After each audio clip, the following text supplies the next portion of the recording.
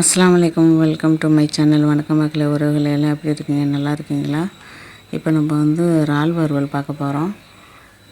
இறால் வறுவல் அதிசயமா அப்படின்னு கேட்காதீங்க. இது கொஞ்சம் டேஸ்ட்டாக சூப்பராக இருக்கும். எல்லாருமே பண்ணுறது தான் நம்மளும் பண்ணுறோம். இதில் கொஞ்சம் வித்தியாசமாக நம்ம பண்ணுவோம். இப்போ அடுப்பத்தை வச்சு எண்ணெய் சட்டி வச்சு இதில் கொஞ்சம் எண்ணெய் ஊற்றிக்குவோம். சட்டி காஞ்சோடனே தேவையான அளவு எண்ணெய் ஊற்றிக்கோங்க.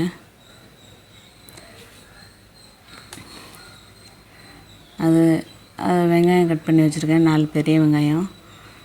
இறால் எந்த அளவுக்கு இருக்கோ அதே அளவு ஒரே அளவாக நீங்கள் வந்து வெங்காயம் நறுக்கி வச்சுக்கோங்க. அப்போ தான் நல்லாயிருக்கும். ரொம்பலாம் வதக்க வேணாம். அடுப்பில் போட்டோடனே உடனே இறாலை போட்டுருங்க. இந்த இது ரொம்ப டேஸ்ட்டாக இருக்குங்க. இந்த டிஷ்ஷு எவ்வளோ டேஸ்ட்டாக இருக்குன்னு சமைச்சு சாப்பிட்டு பாருங்கள், அப்போ தெரியும். அப்படியே கிளறிக்குவோங்க. நல்லா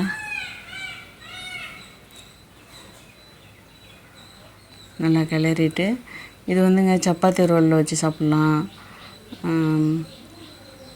தோசைக்கு தொட்டுக்கலாம், தயிர் சாதத்துக்கு தொட்டுக்கலாம், எல்லாம் ஒத்தப்படியாக இல்லை எல்லா சாப்பாட்டுக்கும் சேர்த்துக்கலாங்க. இப்போ மஞ்சள் பொடி போட்டுக்குவோம்.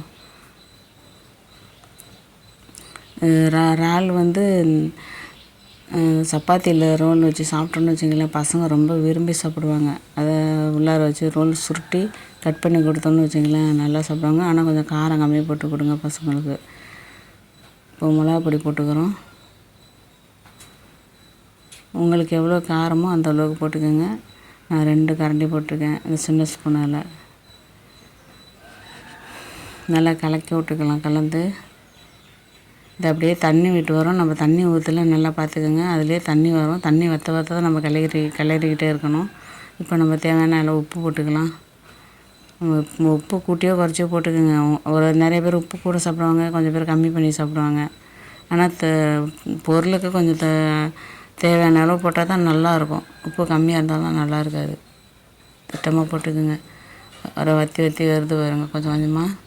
இது ரொம்ப டேஸ்ட்டாக இருக்குங்க இந்த இறால் வறுவல். வெங்காயமும் இறாலை மட்டும்தான், மிளகா பொடி, மஞ்சள் பொடி, உப்பு சேர்த்துருக்கோம், எண்ணெய் சேர்த்துருக்கோம், வேறு எதுவும் இல்லை. அவ்வளோ நல்லாயிருக்கும். நீங்கள் இதில் வேணால் கேப்சிகம் போட்டுக்கலாம். கேப்சிகம் போட்டால் ரொம்ப நல்லாயிருக்கும், உடம்புக்கு ஹெல்த்து. வெண்டைக்காய் வேணால் போட்டுக்கலாம், வெண்டைக்காயும் நல்லாயிருக்கும். அப்படியே சுண்டி வருது பாருங்கள், எப்படி இருக்குது பாருங்கள். உங்களுக்கு சப்பாத்திக்கு வைக்கிறேன்னா இந்த பதத்தில் எடுத்துக்கோங்க, அது போதும். அப்போ தான் சதன்னு உள்ள கிரேவி வச்சு சாப்பிட்றதுக்கு நல்லாயிருக்கும். இப்போ ரெடி ஆகிடுச்சுங்க இறால். இந்த வீடியோ உங்களுக்கு பிடிக்கும்னு நினைக்கிறேன். தொடர்ந்து ஆதரவு கொடுங்க. இந்த வீடியோ பிடிச்சிருந்துச்சுன்னா லைக் பண்ணுங்கள், ஷேர் பண்ணுங்கள், சப்ஸ்கிரைப் பண்ணுங்கள்.